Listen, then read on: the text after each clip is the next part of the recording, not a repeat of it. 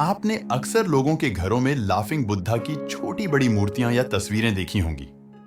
लोग इसे सुख समृद्धि का प्रतीक मानते हैं और गुड लक लाने के लिए अपने अपने घरों में रखते हैं। लेकिन क्या आपको पता है कि लाफिंग बुद्धा कौन थे और कहां के रहने वाले थे?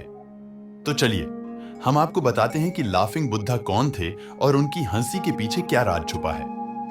लाफिंग बुद्धा यह प्राचीन चीनी भिक्षु क्यूसी को दिया गया एक उपनाम है जो अक्सर चान बौद्ध धर्म में मैत्रेय बुद्ध के रूप में पहचाना और सम्मानित किया गया है। चान बौद्ध धर्म के प्रसार के साथ उन्हें वियतनाम, कोरिया और जापान में भी पूजा जाता है। ऐसा कहा जाता है कि वह 10वीं शताब्दी के आसपास वुयू साम्राज्य में रहते थे।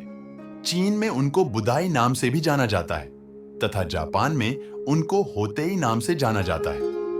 बुदाई नाम का शाब्दिक अर्थ है कपड़े की बोरी और यह उस बैग को संदर्भित करता है जिसे लेकर वह घूमते हुए दिखाए जाते हैं। उनका हंसमुख स्वभाव, विनोदी व्यक्तित्व और विलक्षण जीवन शैली उन्हें अधिकांश बौद्ध गुरुओं या हस्तियों से अलग करती है।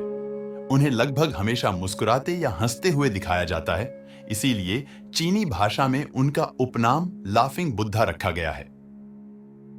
लाफिंग बुद्धा की हंसी की कहानी बड़ी ही दिलचस्प है।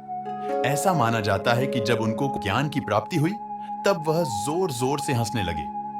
तभी से उन्होंने लोगों को हंसाना और खुश देखना अपने जीवन का एकमात्र उद्देश्य बना लिया। कहा जाता है कि होतेई जहां भी जाते वहां लोगों को अपना बड़ा पेट दिखाकर हंसाते रहते। होतेई की तरह ही उनके अनुयायियों ने भी उनके एकमात्र उद्देश्य यानी लोगों को हंसाना और खुशी देना को देश दुनिया में फैलाया। चीन में तो लाफिंग बुद्धा के अनुयायियों ने उनका इस कदर प्रचार किया कि वहां के लोग उन्हें भगवान मानने लगे। वहां लोग इनकी मूर्ति को गुड लक के तौर पर घरों में रखने लगे। जिस तरह भारत में भगवान कुबेर को धन का देवता माना जाता है, ठीक उसी प्रकार चीन में लाफिंग बुद्धा को ही सब कुछ माना जाता है। चीन वास्तुशास्त्र यानी फेंग शुई में घर में संपन्नता के लिए लाफिंग बुद्धा रखे जाते हैं। माना जाता है कि इनको घर में लाने से सकारात्मक ऊर्जा बढ़ती है। आइए जानते हैं फेंग शुई में लाफिंग बुद्धा का क्या महत्व है। जो लाफिंग बुद्धा अपने दोनों हाथ को उठाए हुए होते हैं, माना जाता है वे तरक्की का मार्ग खोलते हैं। इन्हें यदि घर या कार्यस्थल पर रखा जाए तो पैसों की कमी नहीं होती। जिनकी किस्मत का ताला न खुल रहा हो, उन्हें घर में लेटे हुए लाफिंग बुद्धा की मूर्ति को रखना चाहिए।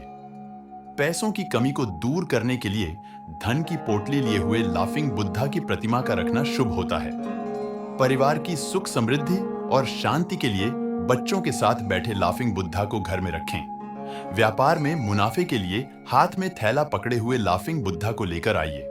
इनकी मूर्ति को घर या ऑफिस में रख सकते हैं। ड्रैगन पर बैठे लाफिंग बुद्धा नकारात्मकता को दूर करते हैं। हंसते हुए बैठे लाफिंग बुद्धा को घर में सुख समृद्धि लाने वाला माना जाता है। मन की शांति के लिए घर और दुकान पर ध्यान की मुद्रा में बैठे लाफिंग बुद्धा रखना चाहिए। नाव पर बैठे हुए लाफिंग बुद्धा रखने से व्यक्ति के मान सम्मान में वृद्धि होती है। एक हाथ में सिक्का और दूसरे हाथ में पंखा लिए हुए लाफिंग बुद्धा खुशहाली लेकर आते हैं।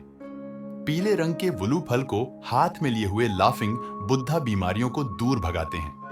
धातु से बनी लाफिंग बुद्धा की मूर्ति रखने से कार्यक्षमता और कुशलता बढ़ती है।